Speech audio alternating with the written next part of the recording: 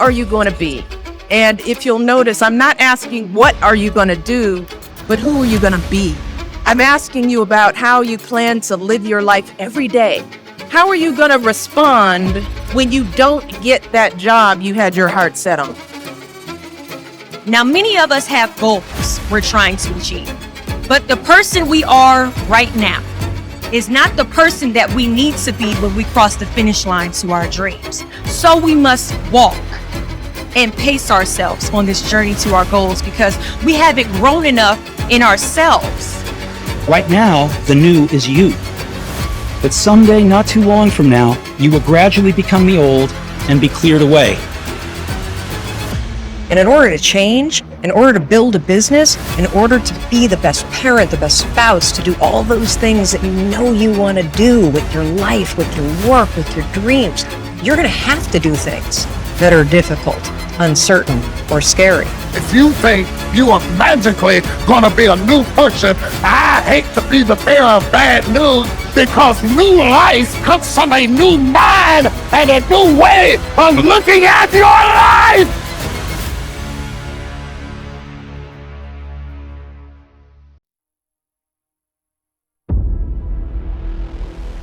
So, what do you do when you try it and fail and want to quit? You can be really happy being ordinary. But if something's burning in you, you got to deal with it. If you don't deal with it, you're going to be disappointed. You've got to know every no brings you a step closer to a yes. Anybody can stop because someone said no, but there's something in you, in your heart of hearts, that's saying, I'm not a quitter. There's something in you that says, I've got the will to do it. There's something in you that says, I'm going to find a way. The indomitable will, if you have a belief you can do something, the only way you grow that, like in the gym, you grow your muscles by actually exercising. You know, you grow the love of you and your wife by caring for them and having their back. To grow the individual will to become something, you must get comfortable with fear and failure. They must be your best friends. They're the only one that moves that needle of life. You spend so much time with other people. You spend so much time trying to get people to like you. You know other people more than you know yourself. You studied them. You know about them. You want to hang out like them. You want to be just like them. And you know what? You've invested so much time in them, you don't know who you are. I challenge you to spend time by yourself. It does not matter if you have to walk alone for a while. It is much better to walk alone in the right direction than to follow the herd walking in the wrong direction.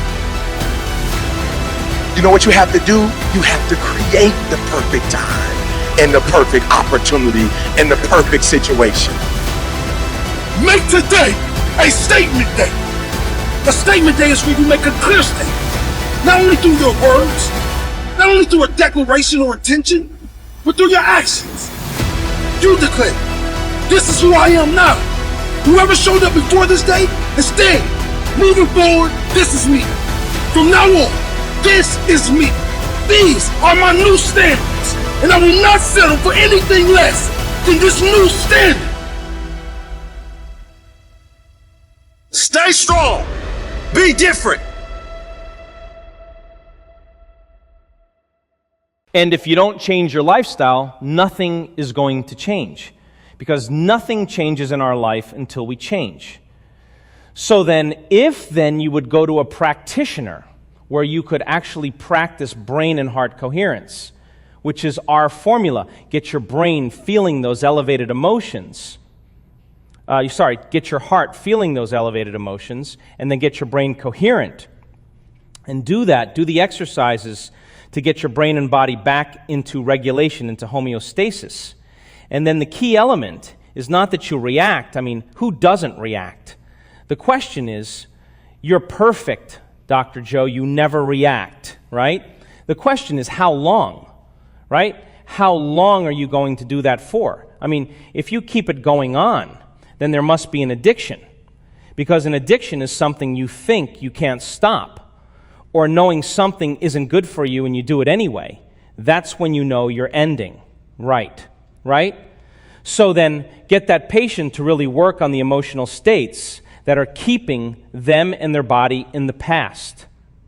It's so hard for people, I feel like. Yeah, because up until recently, there haven't been a whole lot of scientifically proven formulas or ways to teach people how to do that. People by nature want to get over their emotional state. They've just been hypnotized, they've been programmed, they've been conditioned into using something outside of them to take away this feeling inside and the pain. Yeah, there's nothing wrong, but you could go watch a movie, or you could do this, you can do that, do all these different things, go out to dinner, the feeling away. But the problem is the feeling always comes back, right? And so now when the person reaches that point where they're saying nothing's making this feeling go away, this is game time. This is where the person's not responding to text any longer. They're not going to go to dinner with the same people. They don't want to do the same things and watch the same TV show. They don't want to get on the computer any longer. This feeling is disturbing. Nothing's making it. No drug, no shopping spree, no sports car, nothing's making this feeling go. This is a key moment, right? Because now the person is going to start to realize that no one or nothing in their life is going to make this feeling go away but them, right? And this is the key moment. This is where the person really decides to change. Because they can see themselves for the first time. Because they no longer feel like themselves and no longer distracted by that. They can see how they think. They can notice how they've been acting and decide, oh my God, I don't want to do that anymore. The choices they've made or the experiences they just want to no longer do, and the feelings that they no longer want to feel, right? And they start breaking their emotional agreements with everybody and everything in their life. And people really get worried because they're no longer predictable. They're not showing up as the memory of themselves, right? So what do? You medicate. Then the person's depressed, their midlife crisis. But really, it's the soul saying there's a future, and you may not know what it is. You can't go back to that, right? You just can't go back any longer. You already know. You can predict everything that's going to happen. You got to start saying no, or you got to start looking deeper. You got to start changing. And this is where it's so important for people then to understand that this is not a bad thing. This is actually a good thing. It just doesn't feel good any longer because you're ready to change, right? So this is what we should be naturally doing. So when the person says, oh my God, I want to feel something else in my life than this, okay, I'm going to watch how I respond to my coworker. I'm going to watch how I respond to my own thoughts. When did I default today and return back to the old self? And they get really serious about looking closely at how they can change the way they think, act, and feel. And we have so many testimonials of people that were diagnosed with chronic health conditions, and they got themselves and their meditations back into elevated emotional states and changed their energy and changed their frequency. We'll get to that. But then they get up from their meditation, and they spend the next 15 hours in fear and frustration. Why is that, though? Because they went unconscious. They defaulted. So you got to get so good at doing it with your eyes closed. You got to start doing it with your eyes open. Oh man, and that's the big game. That's the game. That is the game. That is the game, right? Because this is the plane of demonstration. You got to demonstrate. So you got to start. That's why the walking meditations are so important in our work. Because you got to walk as if you're going to be relaxed in your heart and wake in your brain. You better do it with your eyes open. So let's practice with ourselves. There's no other way to do it. You want to get so good at it that you can do it in the most adverse situations. That's, and you own it, right? So then the person then realized that she had to watch her response to her ex. She had to watch her response to her bank account. She had to watch her response to the news, all of those things. She didn't. No drug, no surgery, no chemo, no radiation, no diet, no supplements were taking her health condition away until she realized I had to change, right? So now she noticed during her meditations, her pain levels went down. She noticed she was sleeping better. She knew she had more energy, but her values for that health condition were still the same.